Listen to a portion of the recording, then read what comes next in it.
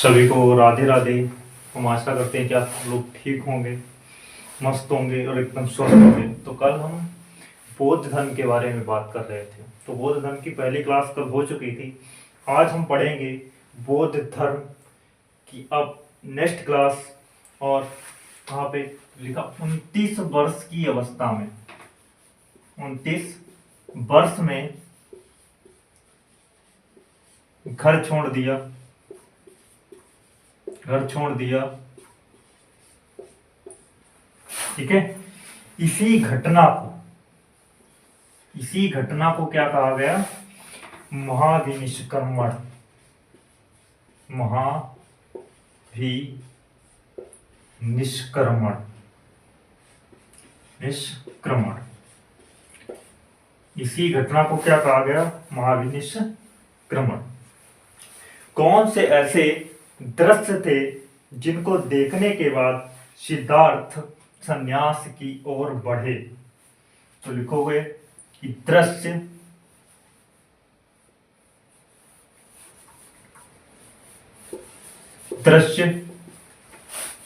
जिसके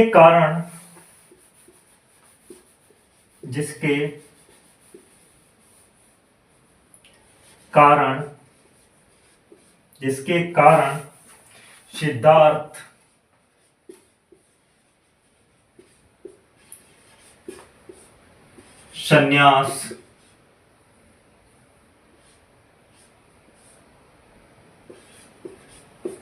संन्यास की ओर बढ़े।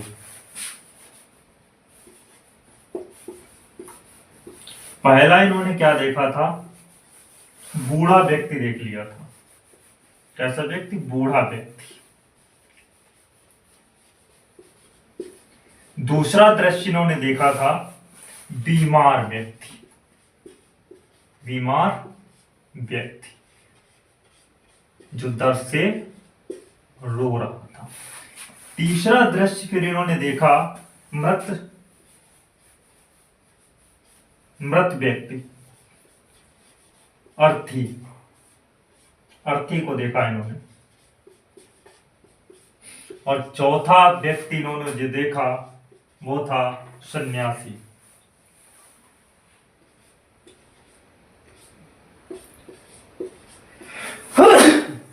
सन्यासी व्यक्ति इन्होंने देखा।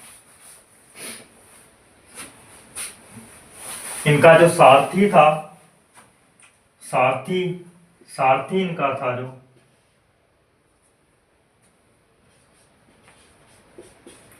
उसका नाम छंदक या चन्नक कहते थे उसको। चन्नक कहते थे। लिख लिया इतना सभी ने? स्क्रीनशॉट ले लो। अब आगे लिखेंगे।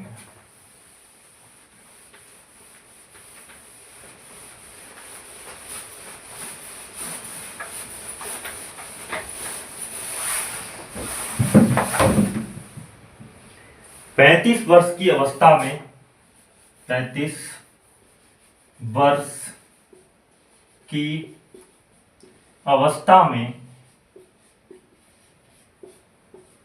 ज्ञान प्राप्ति हुई इनको। ज्ञान की प्राप्ति हुई जगह थी पीपल वृक्ष था। उर्वेला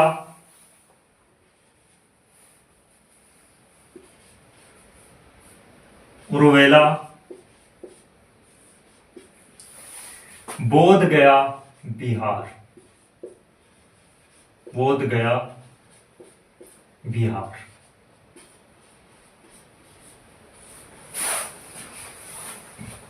नदी कौन सी थी? निरंजना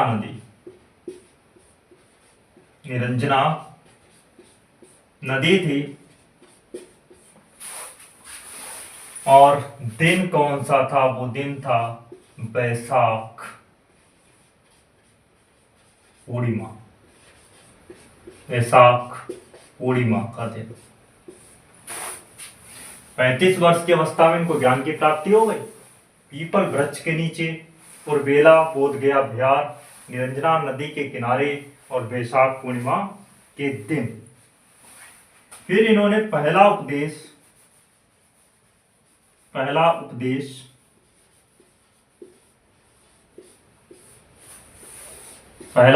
कहां दिया? सारनाथ में, जो कि उत्तर प्रदेश में है। उत्तर प्रदेश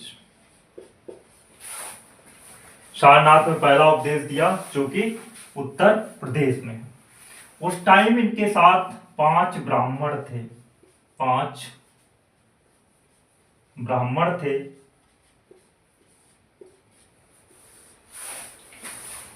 पहला कौटिन्य,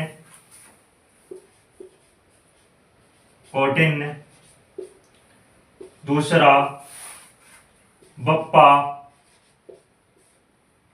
तीसरा भोदिया,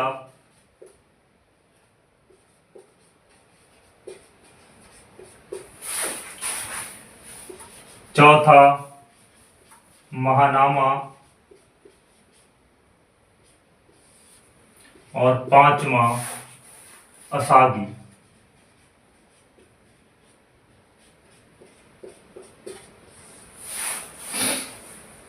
पैंतीस वर्ष की अवस्था में इनको ज्ञान प्राप्ति हुई। पीपल वृक्ष के नीचे उर्बेला बोध गया बिहार में, निरंजना नदी के तट पर वैशाख पूर्णिमा के दिन। और पहला उपदेश इन्होंने सारनाथ उत्तर प्रदेश में दिया। जब उपदेश दिया उस टाइम के साथ 5 ब्राह्मण थे, कौटिन्य, बप्पा, भोदिया, महानामा और असागी। पहले उपदेश को कहा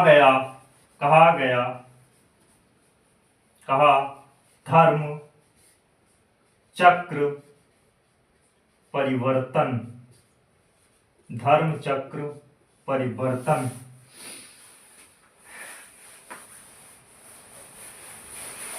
यहां तक नोट कर लीजिएगा, फिर आगे चलते हैं।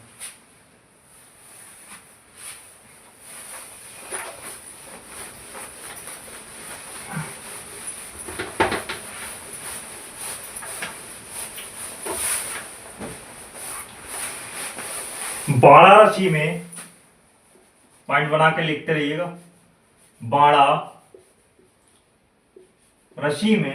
वाराणसी में सॉरी गलत लिख दिया। वाराणसी में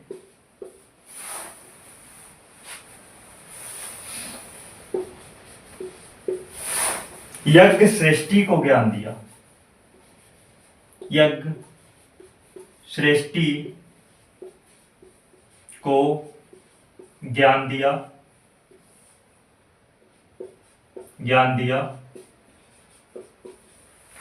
दूसरा पॉइंट, वाराणसी में ही बौद्ध भिक्षु संघ बनवाया। बौद्ध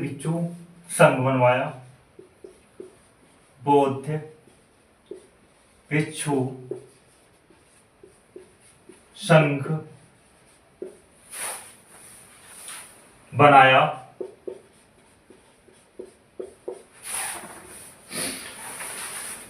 वाराणसी के बाद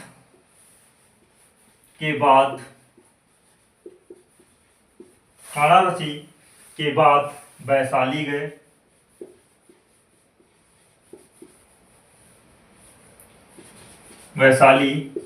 गए। और वहां बौद्ध भिक्षु संघ बना। वैशाली गए, बौद्ध भिक्षु संघ बना। किसके कहने पर वैशाली में बौद्ध भिक्षु संघ बनवाया गया था? तो लिख लेना, आनंद के कहने पर। इनके प्रिय शिष्य जो थे आनंद के कहने पर आनंद के कहने पर इन्होंने वैशाली में बौद्ध भिक्षु संघ बनवा दिया। इसी संघ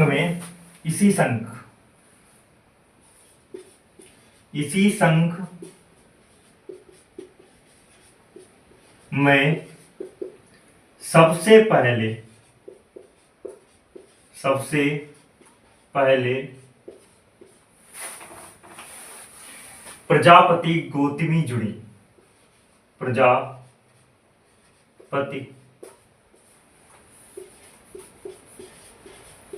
गौतमी जुड़ी और फिर आम्रपाली कौन थी? जो एक वैश्या थी, आम्रपाली।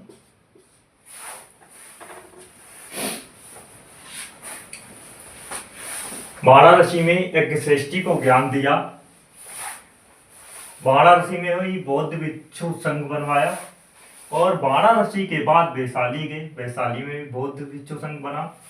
वैशाली में जो बौद्ध भिक्षु संघ बना था वो आनंद के कहने पर बना, जो इनके प्रिय शिष्य थे महात्मा बुद्ध के। और वैशाली में इसी संघ में सबसे पहले प्रजापति गौतमी और उसके बाद फिर आम्रपाली जुड़ी, जो एक वैश्या थी। स्क्रीनशॉट ले लीजिए यहाँ। तो चलो आगे चलते हैं सर।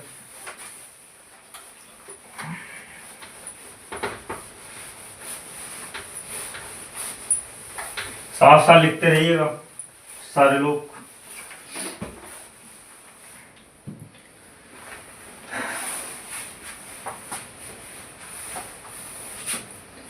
अब देखिए, सबसे अधिक उपदेश और बा अनुयायी इनको मानने वाले कहां थे? लिखिए, सबसे अधिक उपदेश कहां दिए महात्मा बुद्ध ने? सबसे अधिक उपदेश व अनुयायी कहां थे? श्रावस्ती में। श्रावस्ती, ठीक है, क्लियर? श्रावस्ती में। अंतिम उपदेश इनका कहां हुआ? अंतिम उपदेश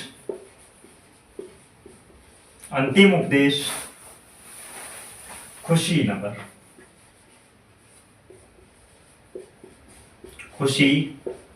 में। कुशीनगर। उपदेश की भाषा क्या थी? जो उपदेश दिए थे उसकी भाषा क्या थी? नोट कर लीजिएगा, पाली भाषा में इन्होंने उपदेश दिए थे। कौन सी भाषा में? पाली भाषा में।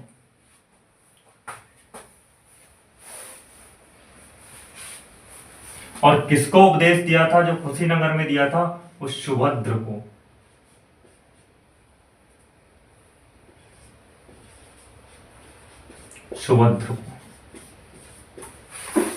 क्लियर? सर्वाधिक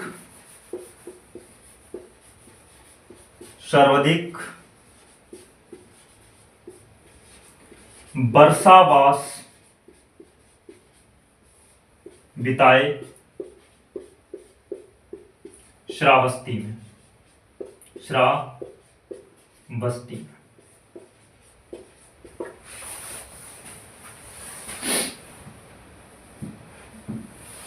अंतिम वर्षावास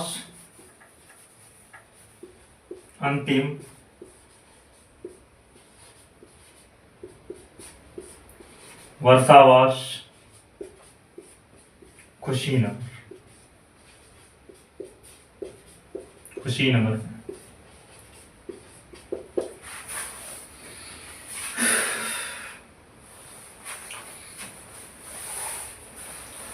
सबसे अधिक उपदेश वारनाई कहाँ थे इनके? श्रावस्ती में थे।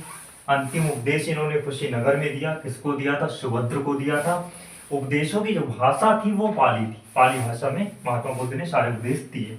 सर्वाधिक वर्षावास का समय बिताया वो श्रावस्ती में बिताया और अंतिम वर्षावास का जो समय था वो कुशीनगर में बिताया। चलें आगे बढ़े। अब बात करेंगे कि शिक्षाओं के बारे में कि इन्होंने शिक्षाएं क्या दी थी, क्या थे इनकी शिक्षाएं और क्या है उनके निवारण। हेडिंग डालिए शिक्षाएं।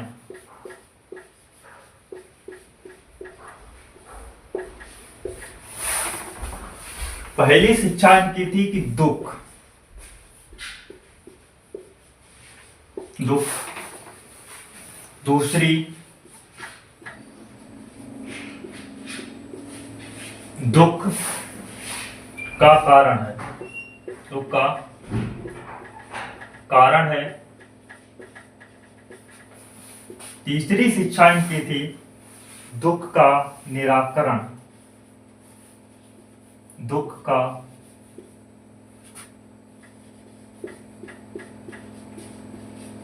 निराकरण, दुख का निराकरण है।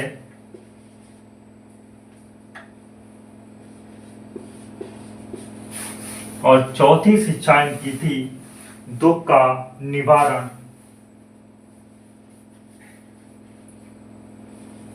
दुख का निवारण।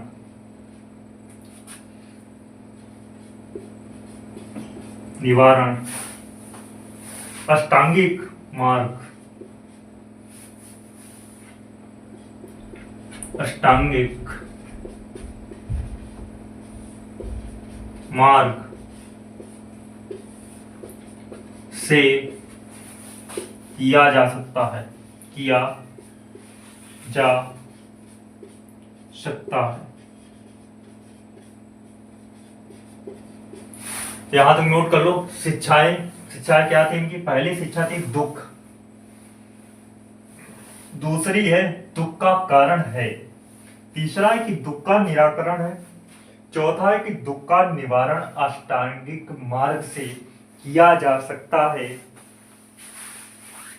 अब जानेंगे इनके अष्टांगिक मार्ग कौन कौन से हैं। तो हेडिंग आप लोग डालिए अष्टांगिक मार्ग।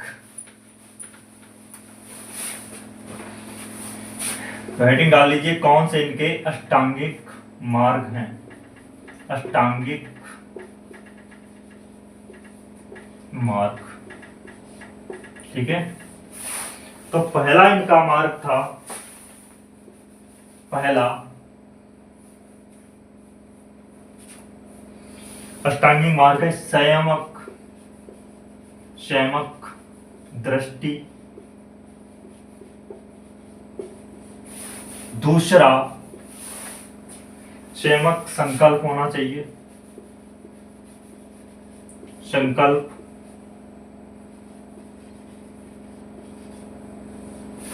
तीसरा संयमक वाणी होनी चाहिए,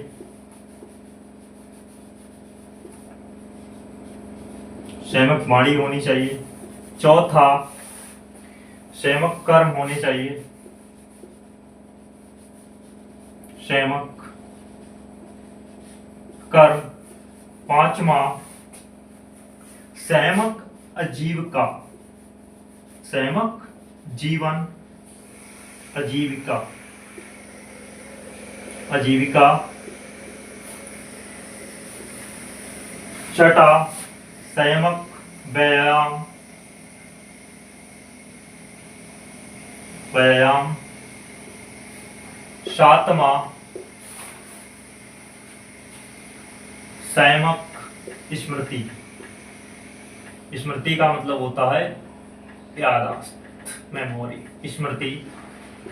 आठवां जो था वो संयमक समाधि, संयमक समाधि। तो इनके अष्टांगिक मार्ग कौन कौन से थे? संयमक दृष्टि, संयमक संकल्प, संयमक वाणी, संयमक कर्म, संयमक आजीविका, संयमक व्यायाम, संयमक स्मृति और संयमक समाधि। यहां तक नोट कर लीजिएगा, फिर आगे चलते हैं। अब पढ़ेंगे इनके प्रतीक चिन्ह कौन कौन से थे, प्रतीक चिन्हों के बारे में पढ़ेंगे। प्रतीक चिन्हों के बारे में पढ़ेंगे। तो हेडिंग डाल लीजिएगा, प्रतीक चिन्ह क्या क्या है इनके, नोट करिएगा। जन्म के समय का इनका चिन्ह, जन्म, तो जन्म का कौन सा है, कमल प्लस सांड। दूसरा गृह त्याग का, गृह त्याग का है घोड़ा। चौथा गर्भ, गर्भ का क्या है, हाथी। पांचवा ज्ञान का पीपल, और छठा मृत्यु का पद चिन्ह, मृत्यु का पद चिन्ह। कंप्लीट प्रतीक चिन्ह कौन कौन से होंगे, जन्म का कमल और सांड है, गृह त्याग का घोड़ा जब इन्होंने घर छोड़ दिया था, गर्भ हाथी, ज्ञान की प्राप्ति का इन्होंने पीपल, और मृत्यु का पद चिन्ह। अब पढ़ेंगे इसके आगे बौद्ध साहित्य के बारे में। यहां तक नोट कर लीजिएगा और स्क्रीनशॉट ले लीजिएगा।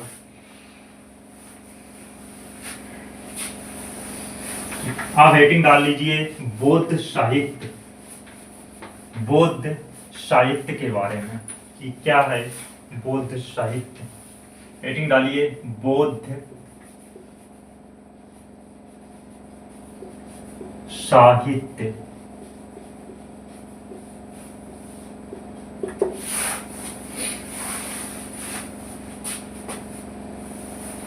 इसको किसमें बताया गया, बताया गया त्रिपिटक में। किसमें, त्रिपिटक जो एक बौद्ध ग्रंथ है उसमें बौद्ध साहित्यों के बारे में वर्णन किया गया। तो पहला पिटक है विनय पिटक, विनय पिटक, जो इनके उपाल शिष्य के द्वारा, उपाल शिष्य जो महात्मा बुद्ध के शिष्य थे, उपाल शिष्य। दूसरा है शुद्ध पिटक, शुद्ध पिटक जो आनंद शिष्य, जो महात्मा बुद्ध के सबसे प्रिय शिष्य थे, आनंद शिष्य, उनके द्वारा। तीसरा जो है वो है अभिधम्म। कौन सा है, अभिधम्म पिटक।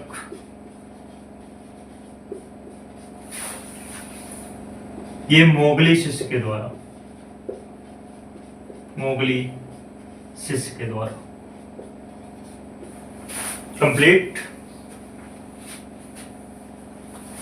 अब देखिए शुद्ध पिटक, शुद्ध पिटक में यहां पर एरो लगाइए। शुद्ध पिटक में गाय को क्या कहा जाता है, तो गाय को कहा गया है अनद्या, अनद्या।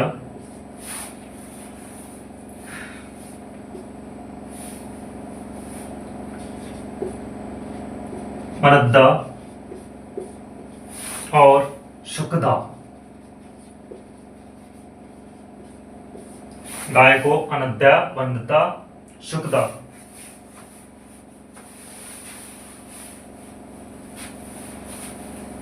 ठीक है, यहां तक नोट हो गया।